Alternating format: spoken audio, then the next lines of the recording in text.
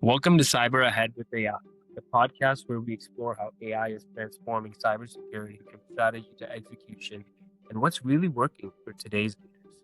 I'm your host, Parth Shah. Each episode, I sit down with founders, CISOs, and innovators who are pushing the boundaries of security. Today, I'm thrilled to have Candice Daisley, founder and CEO of Three of Cups, joining us from Toronto. Candice is leading the charge on privacy-first, trust-building technology for people who meet online, whether for dating, business, or social connections. Hi, Candice. Welcome to the show. Hi, thanks for having me.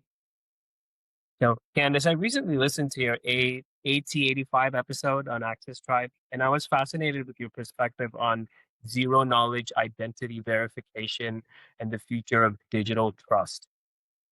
Can you break that down for our users? Sure. Zero knowledge gives us the opportunity, zero knowledge verification systems, whether that's for, giving you access to something, it gives systems ways to verify that things are true without revealing what they know to confirm that it is true. So being able to confirm that things are true and give people permission to access things on the internet without oversharing information that they don't need to know. So zero knowledge is like much bigger than even what I'm working on myself, but you can move through systems on the internet without revealing too much, but still confirming that you have the permissions to access it is what you're accessing. That's fascinating. So, Candice, I have to ask, what was your career trajectory to leading to Three of Yeah, so I have like a long backstory that's unusual in technology, but I think it adds a lot of value. So my degree is in international development and globalization. And I started my career in internships and doing global work in things like human rights research in West Africa, supporting education programs in context of extreme poverty in Central America. And I started big chapter of my career creating sustainable revenue and marketing and philanthropy for big global aid organizations and scientific research organizations. So always have had my kind of mind on big complex problem solving and like different ways to approach some of like humanity's biggest challenges. And how do you understand like these things are really complex and really big challenges, but make them understandable and make people want to be involved in being a part of the solution. So I self-directed my career into technology because I saw an opportunity to solve complex human problems on this planet right now by combining my kind of lens in social problem solving, but also through the mechanisms of technology and business. Uh, yeah, so that's sort of my career background. I had an idea to create a system where people could verify things about each other before they met in person after connecting on the internet for dating or for gig work or different types of opportunities you might connect with online. I'm like, how do you stay verified and anonymous? Like, how do you get the balance of accountability and privacy at the same time? And I found myself in Puerto Rico for a little while, and I started studying like the ethos of blockchain and crypto systems. And I'm like, I think I have something that fits when you could talk about like utility and trustlessness and permissionless access.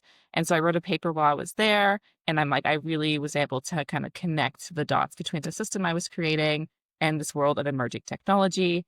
It 100% has made my life harder, but it adds so much value to my system that I've kind of stuck with it.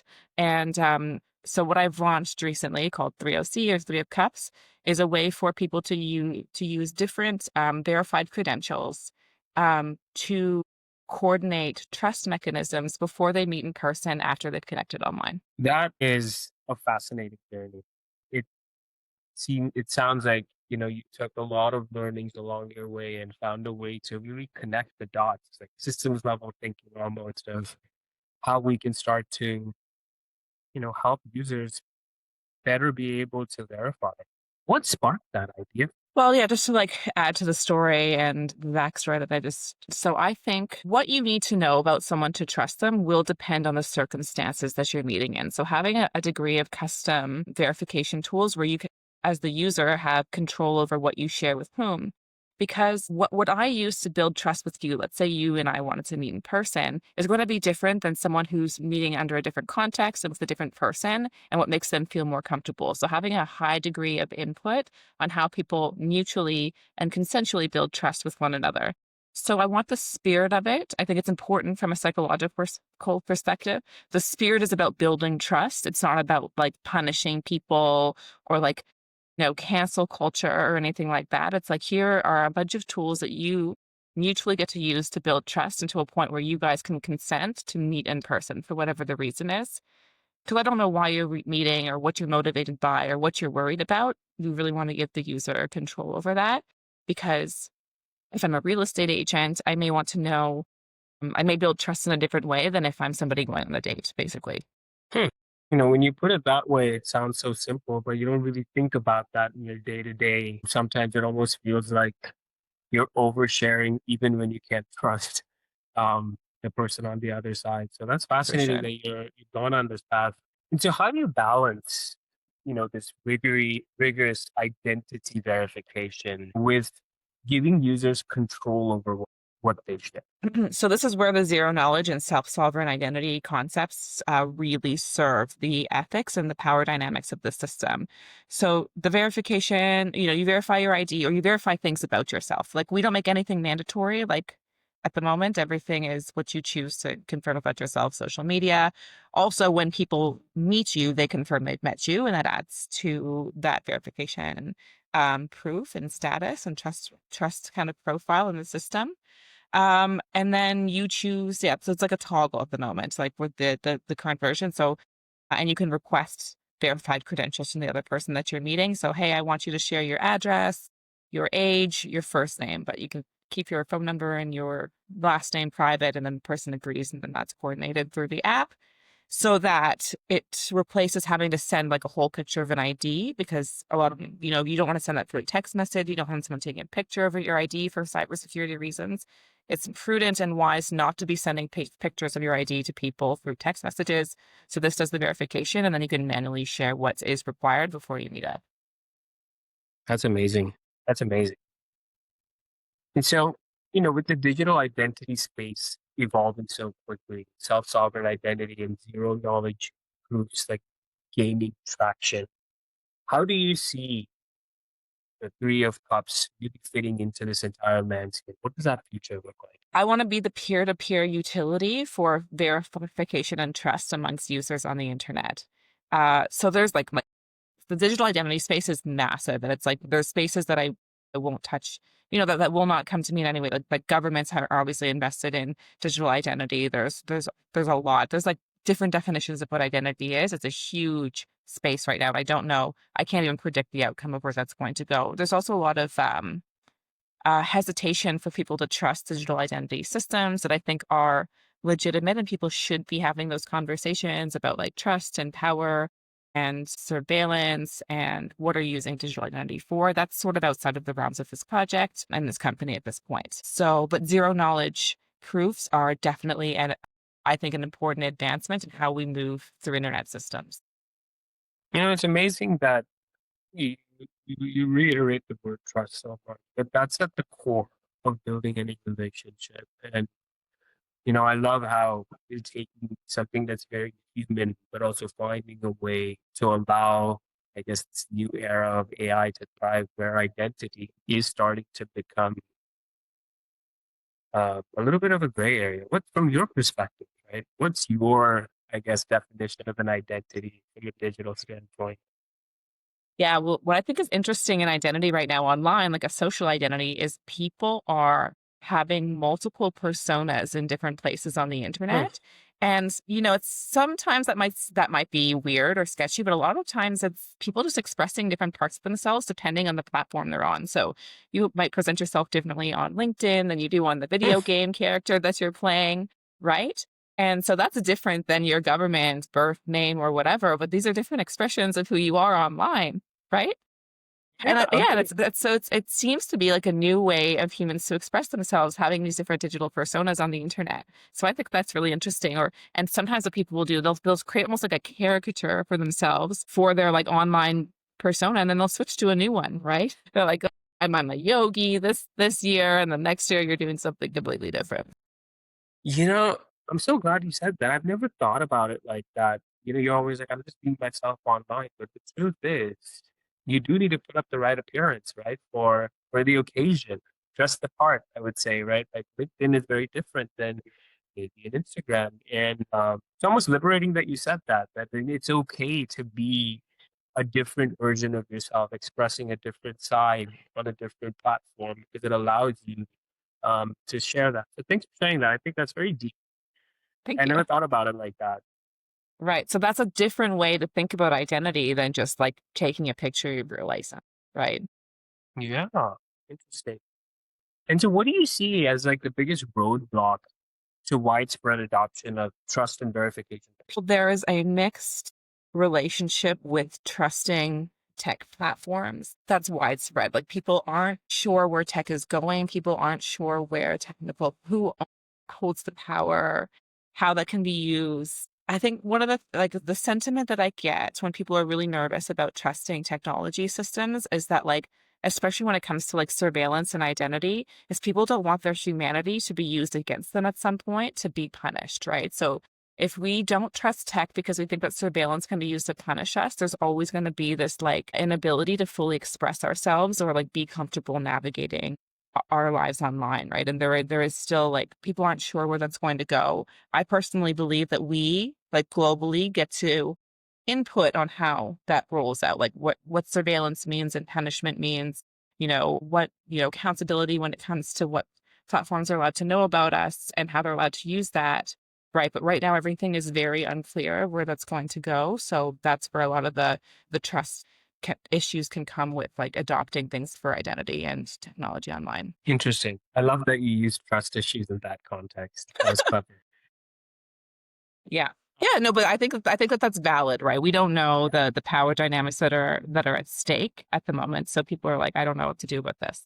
Yeah, that's so interesting, right? Because people, there's a people to people, a peer to peer bit, but then there's also a people to tech bit. And how does that come together is always interesting now, especially in a post, I guess, remote era. Yeah. And the thing is that everything is attached to your identity online and you're just being a human and humans can make mistakes. They are, inherently being a human is about growing and changing over time. So to be held accountable for things that maybe were just a mistake or whatever, like, so it's like there will always be an argument to keep the internet safe. Or the world safe. That's why we have, these systems in place, but like how can you be so getting the balance of like surveillance and accountability and human freedom and ethics and punishment and all of that right on the internet, like that's being designed right now, right? So like I don't have the answer to that, like we're working through that right now. That's amazing. So, how do you think privacy regulations, CCPA, GDPR, are shaping what you can and can't do in the industry? Yeah, that's tough. You really have to work in each region separately when it comes to like terms and conditions and how the platform works. So I think that like internet regulation is it's challenging because these systems are global, like they're designed to be global, and then you're like having to follow or design rules and regulations by region. So I think that's a tough one to get right, but it's part of the environment that we're working in now. Fascinating. Mhm. Obviously, these trust platforms thrive on network effects. And so, Yes. what's your go to strategy for user acquisition and scaling the adoption? Yeah, that's a good question. So the system works in two ways. There's the verification layer where you have the control over what's verified and what's shared with whom. You also use the system to share your so when you're meeting someone in person, you share that with your friends and have them available to be like your backup buddy if you need support during that meeting. So that introduces new people to the platform, whether or not they are actually meeting somebody in person, right? Because now you've invited your mom and your aunt and your best friend, and they start to get involved. So there is a social network effect that's designed there. The more people that use the 3 Cups platform, the better it starts to work. The more you meet with people in person, the better it works, for everyone in the system. The more reasons people are using it to meet up with people, the better the system works overall. So it will become more and more valuable, like as a utility, the more that people use it and the more they invite their friends. So working with like, game theory and how do you design the right incentives that like makes the system really valuable, but also adds value to the users as they work through it as well. That's fascinating. Would you mind sharing a little bit of what you've been doing on the game theory front? No, I'm not going to share that right now. No, no worries. And so with the no ads, no data monetization approach, right? With this amazing network effect that you have going, how are you thinking about long-term sustainability and actual monetization? Yeah. So I think that we're at a really interesting time right now where we're like bridging worlds and strategies for internet systems and how do we charge for them and how do we add value. So Three of Cups can work as a Web2 system from like a monetization perspective, but I think it has an opportunity to be a more decentralized ecosystem with like tokens and exchange of value. I don't think that our system isn't working. I don't think that the internet is capturing value like that in a meaningful way. So I don't think that we're there yet, but we're poised to lead and enter the new sort of business models that are online. But in the meantime, using sort of more traditional business models to get there. That's amazing. And from your perspective, like how do you measure success or trust on the platform? Are there any key metrics or stories that are your personal favorites? Yeah, that's something we're going to learn the more and more people that use the platform. Because, like I said, everyone has different ways to measure how they trust someone before they meet them, before they do business with them. So that will be something that evolves over time, and hopefully, people can influence. Like they can use everything that they earned through the system by using it to present themselves in a way to earn trust in the way that they need to, depending on the context.